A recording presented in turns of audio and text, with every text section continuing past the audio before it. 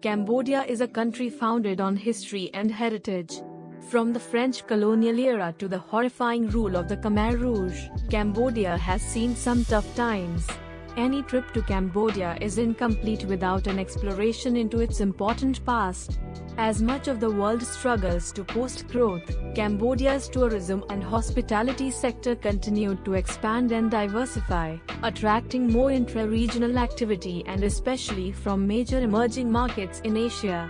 Cambodia is nowadays quite a famous tourist destination primarily because of its historical temples and many other important and fascinating places.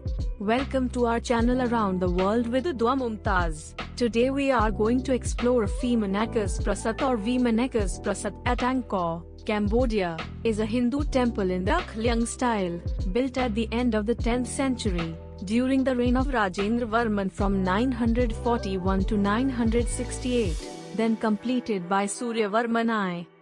If you like our informative video, please click the like button and share with your friends, and don't forget to subscribe our channel and hit the bell icon so you will receive timely notification whenever we uploaded new videos. Let's get started.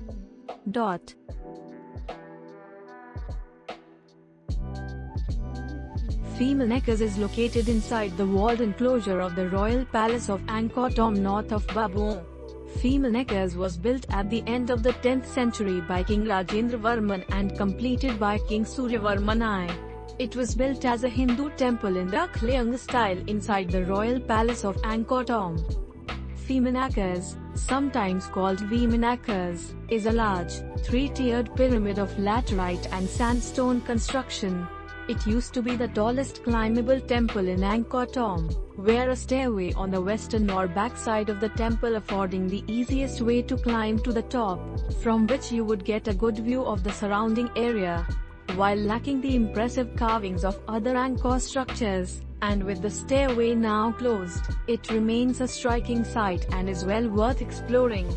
The pyramid is in quite a peaceful clearing just north of the Baphuon temple.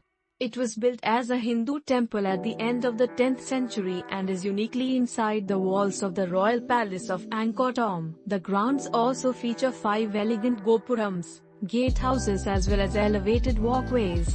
The temple itself is closely surrounded by a moat, which makes for very good reflections on photographs.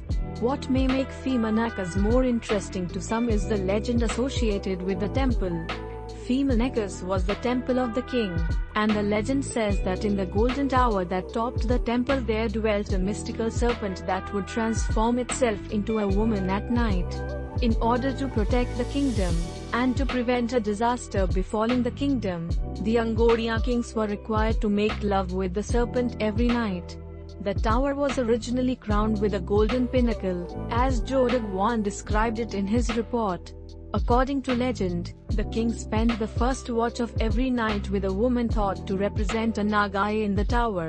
During that time, not even the queen was permitted to intrude. Only in the second watch the king returned to his palace with the queen. If the Naga, who was the supreme landowner of Khmer land, did not show up for a night, the king's day would be numbered. If the king did not show up, calamity would strike his land. It was believed that the Naga, a 9-headed serpent, lived in the golden tower. Each night, the Naga would take the form of a woman. The king would lay with the woman every night and nobody was allowed to enter during this time. It was said that if the king failed to arrive one evening, then a great disaster would befall his kingdom. If the Naga failed to appear, then the king's days were numbered and he would die. The French explorer, Henri Marchal, discovered a broken stela which was apparently written by King Suryavarman I's second wife.